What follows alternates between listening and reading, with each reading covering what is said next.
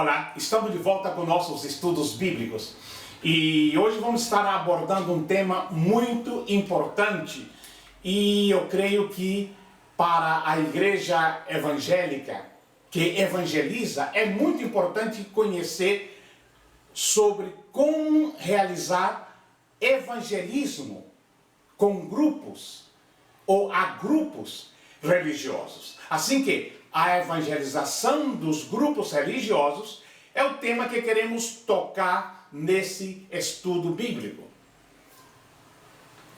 Primeiro, para sairmos ao campo da evangelização, é necessário conhecermos a Bíblia.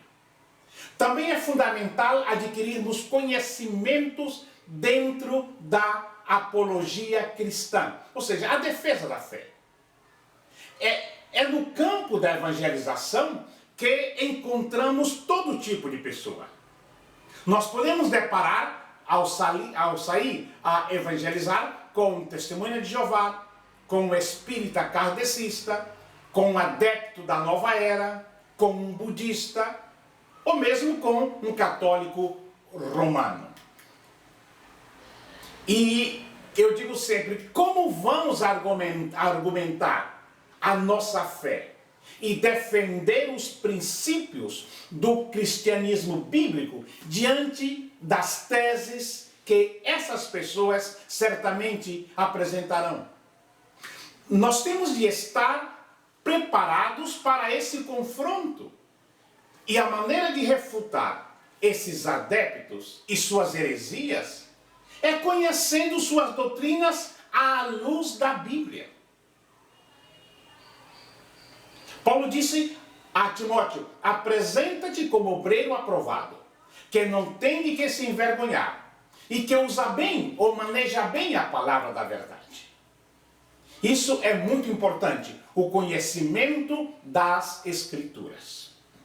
Agora você me diz, como devo evangelizar alguém que pertence a uma denominação que se diz evangélica, e que eu suspeito que não está confiando realmente em Jesus como seu Salvador? A maneira mais eficaz de falar sobre as questões da eternidade para uma pessoa religiosa é não se desviar do foco, que é a salvação. E essa salvação que há em Cristo Jesus. Após ouvir a crença de uma pessoa, podemos sentir a obrigação de falar sobre questões como batismo de criança, transubstanciação, etc. No entanto, é aconselhável antes estabelecer um ponto de concordância entre a Bíblia e a denominação da pessoa.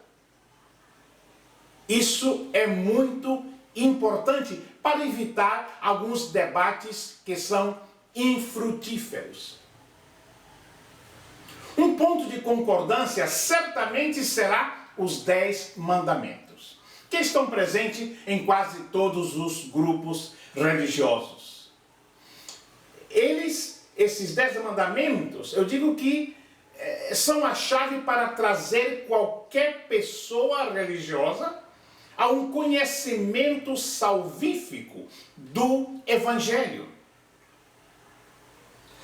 Porque depois que alguém é convertido a Jesus Cristo, a Bíblia ganha vida e ele será conduzido a toda a verdade pelo Espírito Santo que nele habita.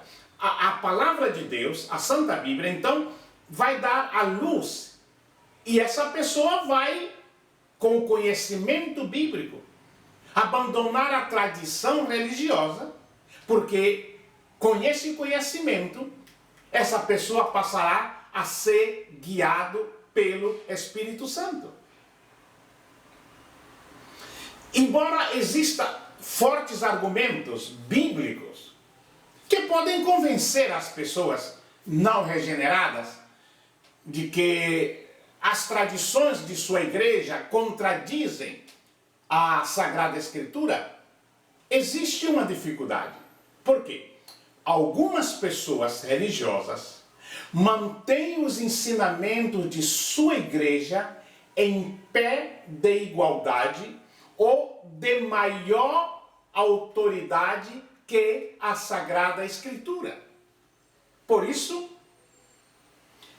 às vezes existem discussões homéricas, as quais nós devemos evitar. O nosso principal instrumento para evangelizar qualquer pessoa deve ser a Bíblia Sagrada. Como evangelizar, por exemplo, os católicos romanos? Se você tem por objetivo evangelizar um católico, saiba que é importante conhecer bem a Igreja Católica Romana e suas crenças. E a grande diferença entre católicos e evangélicos é que na Igreja Católica os fiéis ali, eles acreditam que sua bênção será concedida através da orientação da Igreja, através do Papa.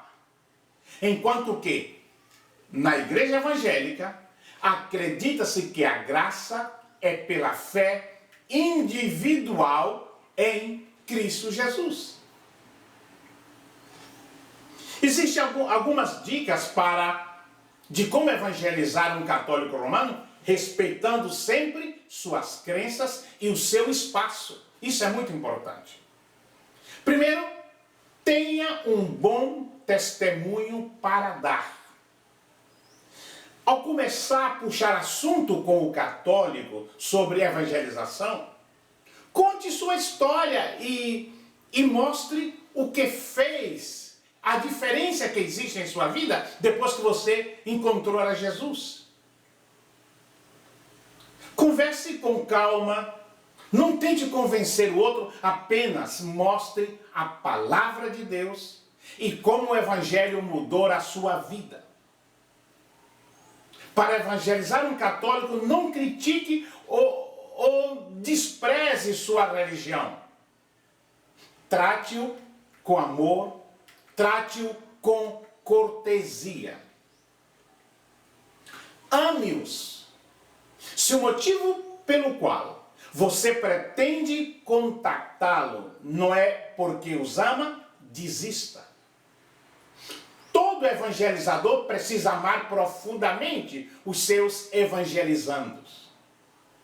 Só um grande amor pode nos preparar para suportar pacientemente as incompreensões, os insultos, as calúnias, os deboches e até mesmo, em alguns casos, agressões físicas. Segundo, ore por eles.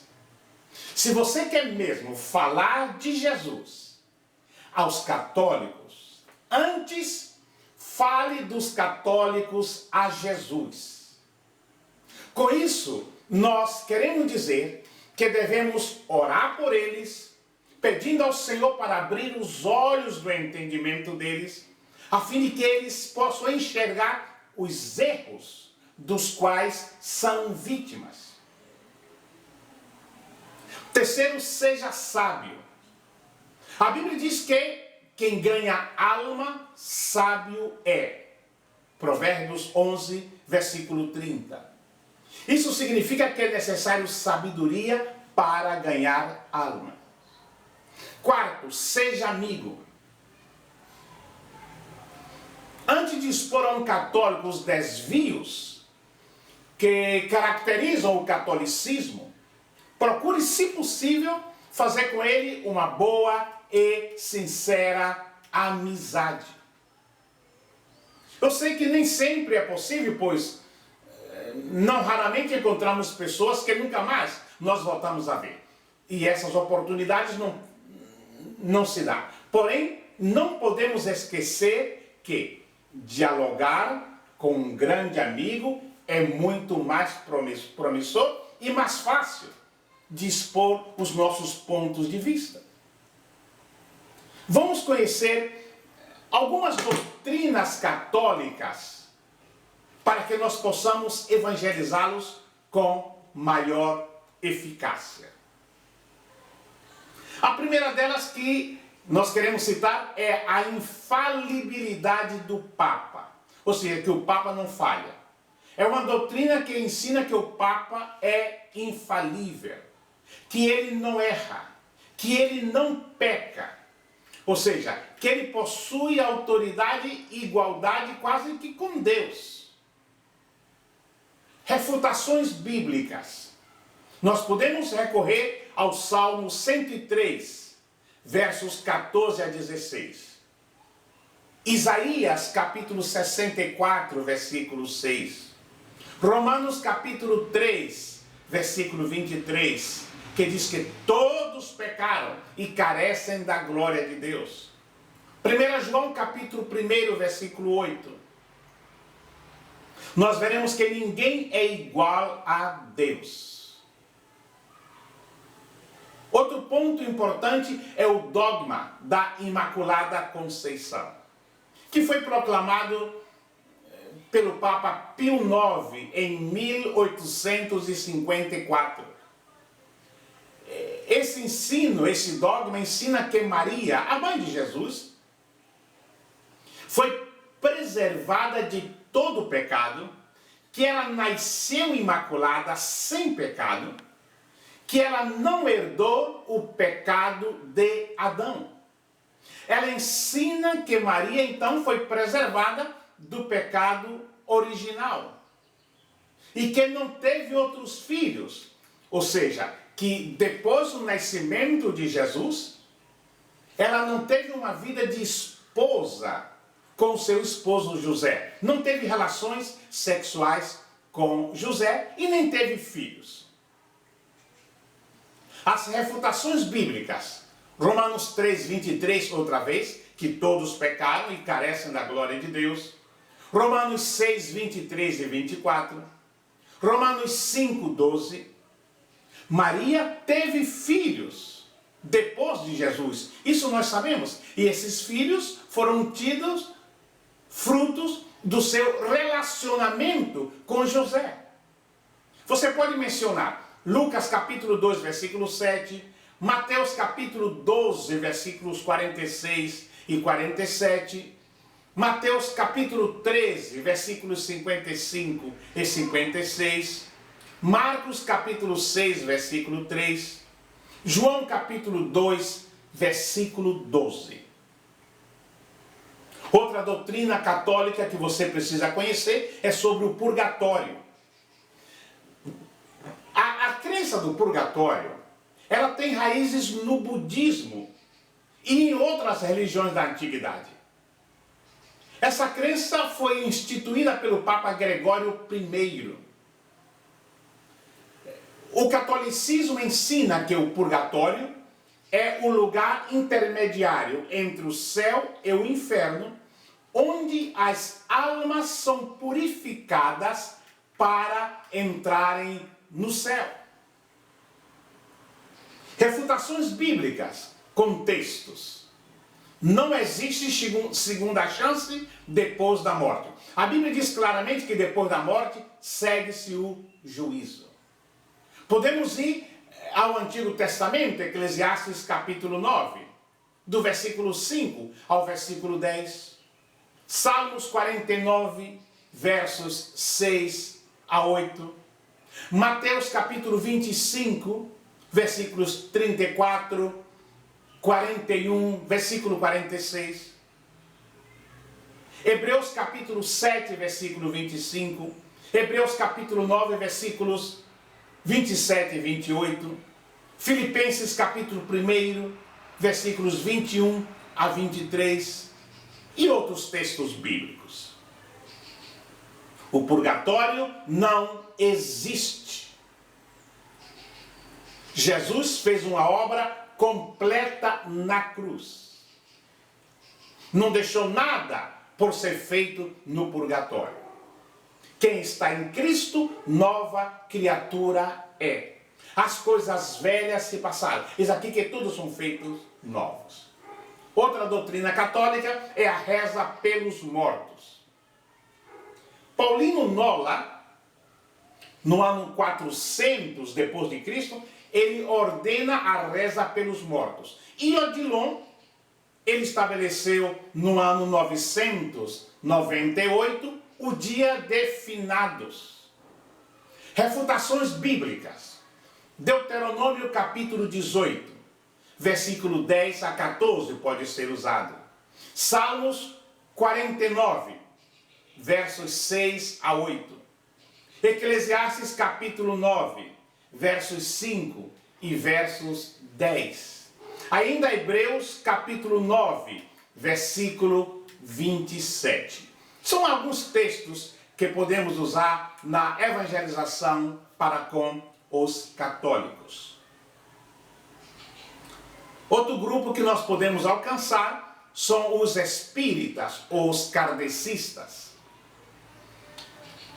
A religião e doutrina espírita kardecista, ela tem uma base cristã e baseia-se nos ensinamentos da Bíblia e do Evangelho segundo o Espiritismo, que foi escrito pelo próprio Allan Kardec. Daí vem a palavra kardecista. Esta doutrina, ela tem como principal objetivo difundir ensinamentos baseados no amor ao próximo, na caridade, na sabedoria e na evolução espiritual através das boas ações.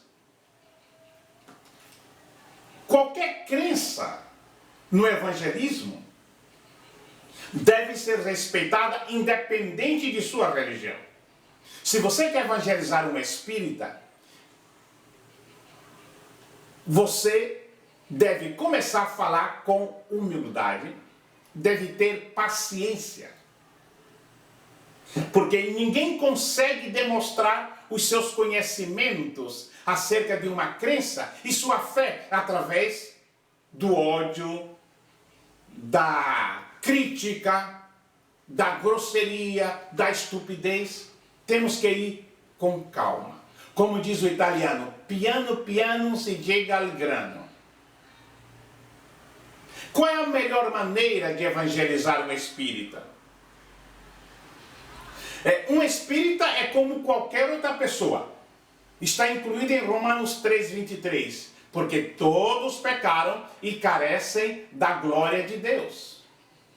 Agora, talvez pelo fato de ter alcançado primeiro as camadas mais cultas da população, aqueles que podiam ler os seus tratados pseudocientíficos em francês, inclusive, o kardecismo talvez tenha mantido uma tradição de bastante leitura e um discurso bem ilustrado. Mas isso não deve intimidar quem tenha um testemunho da verdadeira experiência pessoal com Deus.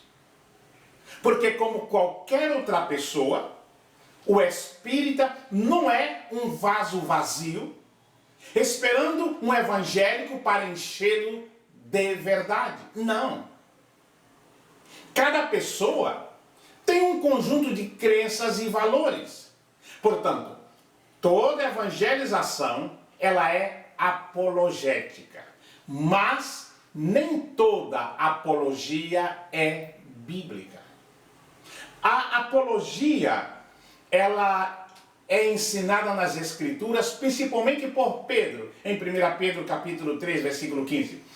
Ela não é provocativa e nem é contenciosa, como alguém pode pensar.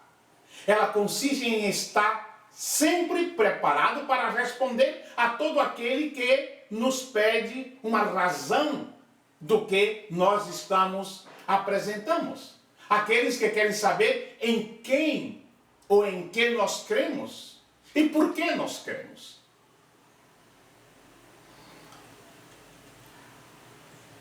Outro grupo que nós podemos comentar é sobre os judeus.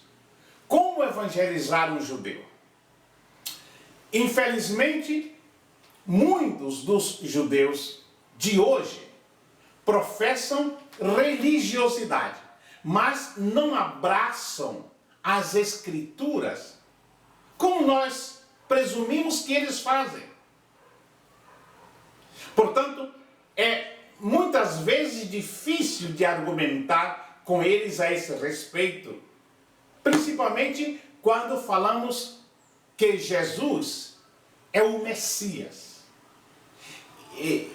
É por isso que é imprescindível perguntar a um judeu se ele tem guardado a lei de Moisés. Para quê? Para encerrá-lo debaixo da lei. Como está em Gálatas capítulo 3, versículo 23. E tirar de sua justiça própria. Isso é muito importante. Por quê? A lei irá mostrar-lhe a sua necessidade de um Salvador.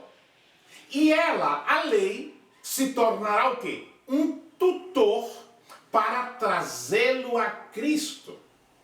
Como Gálatas capítulo 3, versículo 24, como aconteceu com Paulo, com Nicodemo, com Natanael. Foi a lei, inclusive, que trouxe 3.000 judeus aos pés da cruz no dia de Pentecostes. Sem ela, não ficariam sabendo que eles pecaram. Aí você pode ver Romanos capítulo 7, versículo 7. E, portanto, essas pessoas não teriam visto a necessidade de um Salvador.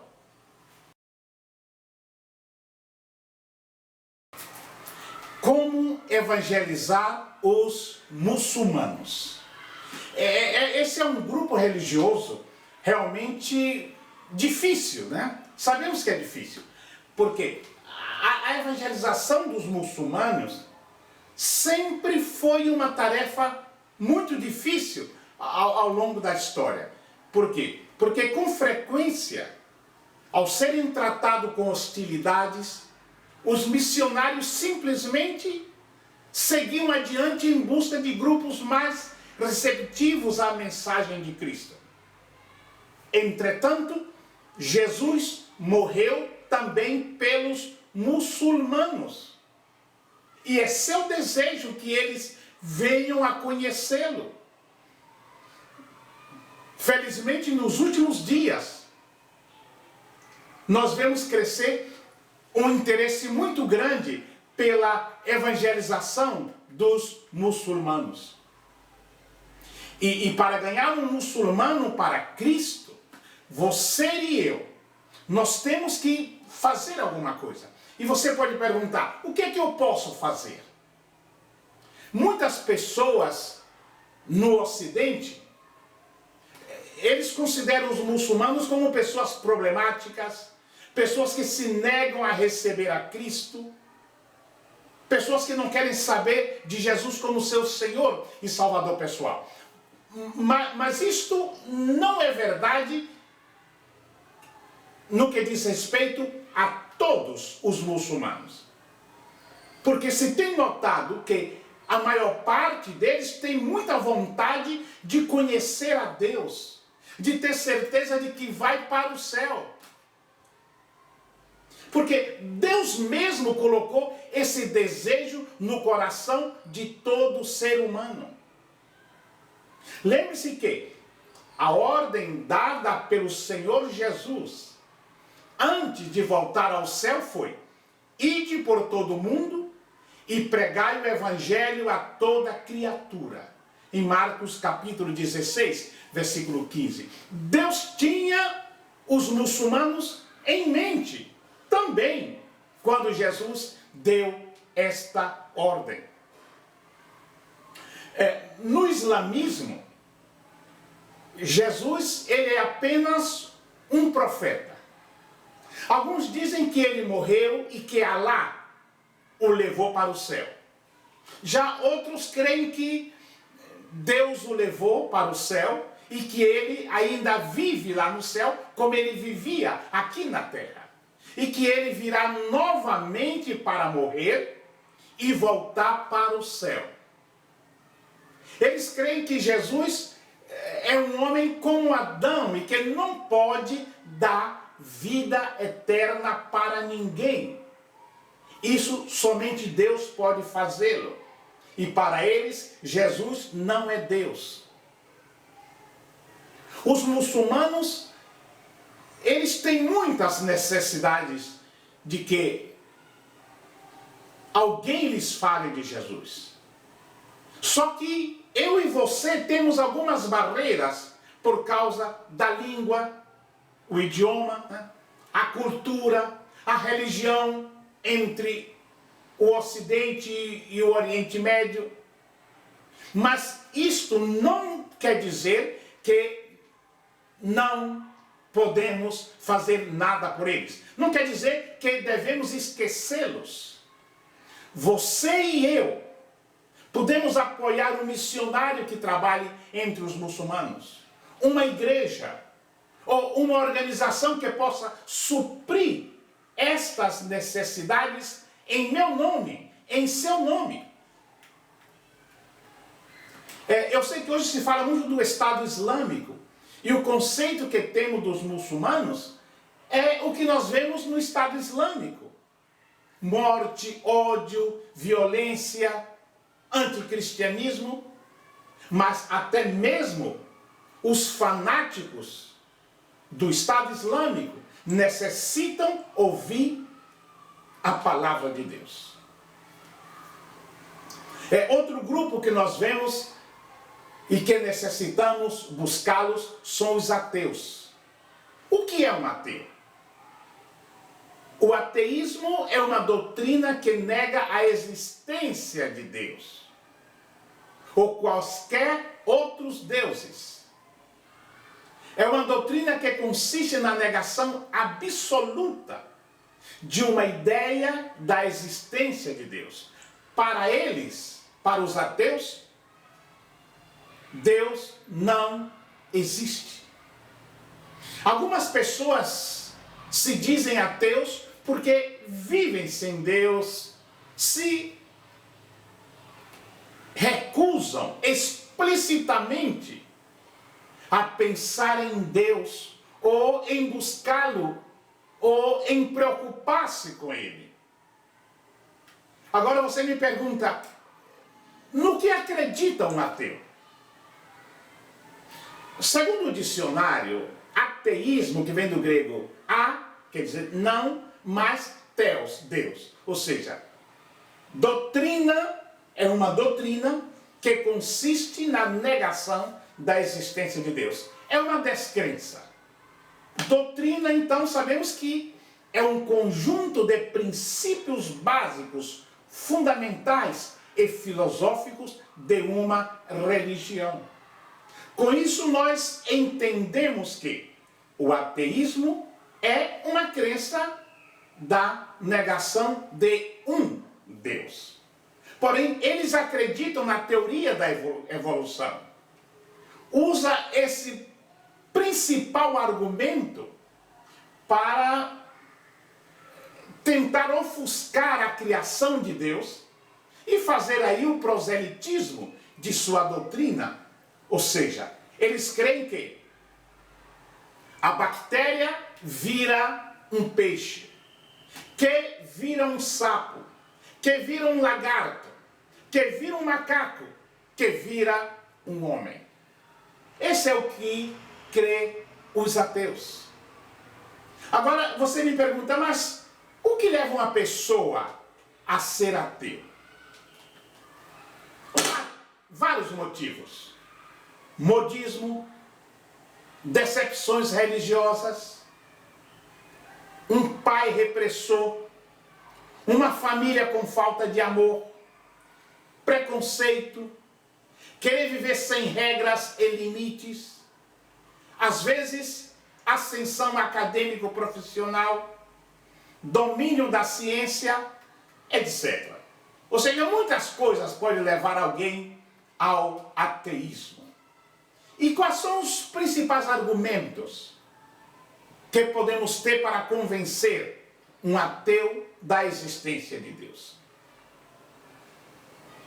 Textos importantes como Gênesis, capítulo 1, versículo 1.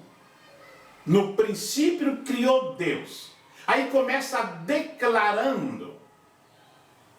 A própria criação anuncia a Deus. Como vemos em Romanos, no capítulo 1, no versículo 19. Você tem que saber que ateus não negam pela lógica, mas pela injustiça. Veja o texto de Romanos capítulo 1, versículo 20. Nada pode negar o que Deus fez.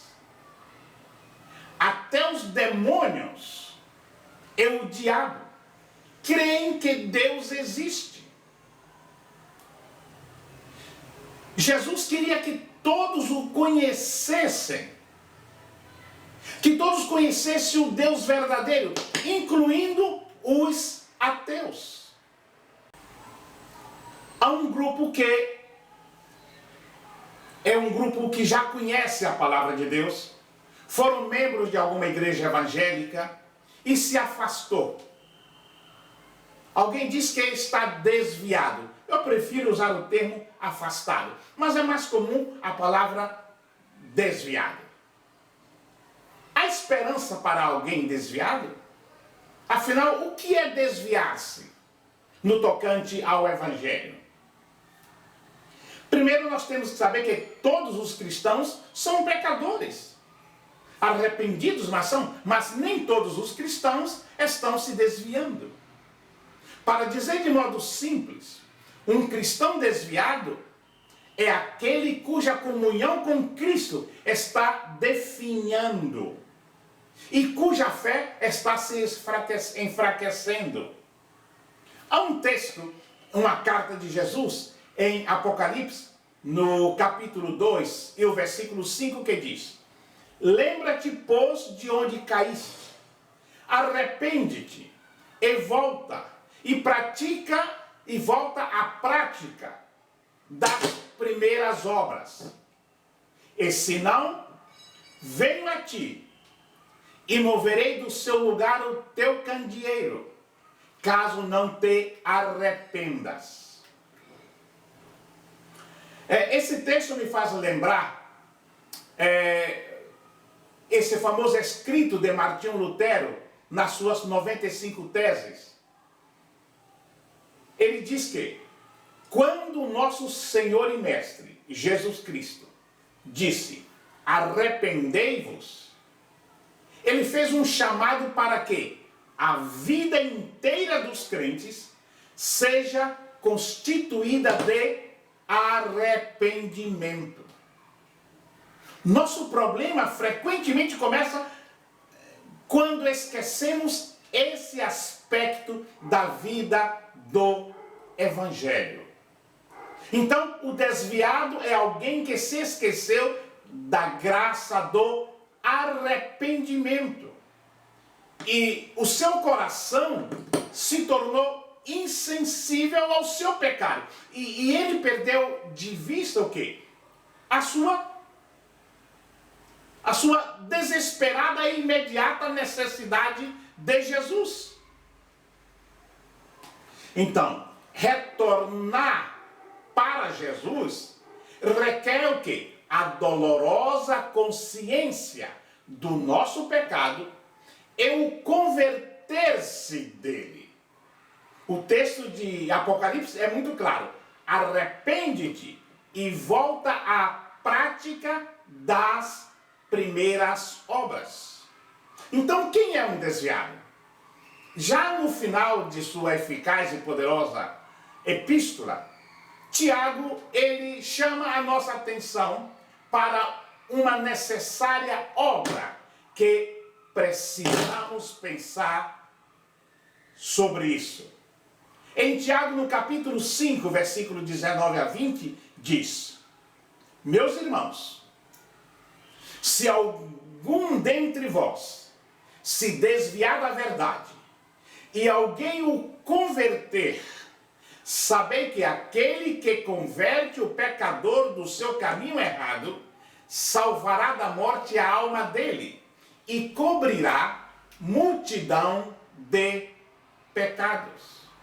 Então, aqui em Tiago capítulo 5, versículo 19 a 20, diz claramente que o desviado não está perdido se alguém chegar a ele e levá-lo à conversão, ou seja, ao arrependimento e trazê-lo de volta para Cristo.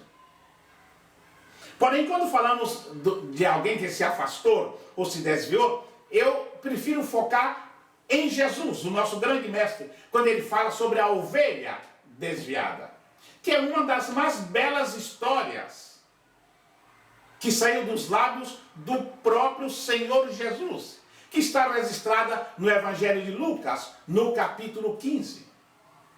Ali nós vemos que publicanos e pecadores aproximaram-se para ouvir a Jesus. Eles haviam dito que Jesus recebia pecadores e comia com eles, no capítulo 15, versículo 2. E essas pessoas, esses críticos de Jesus, foram os primeiros a ouvirem essa simples e profunda parábola da ovelha perdida.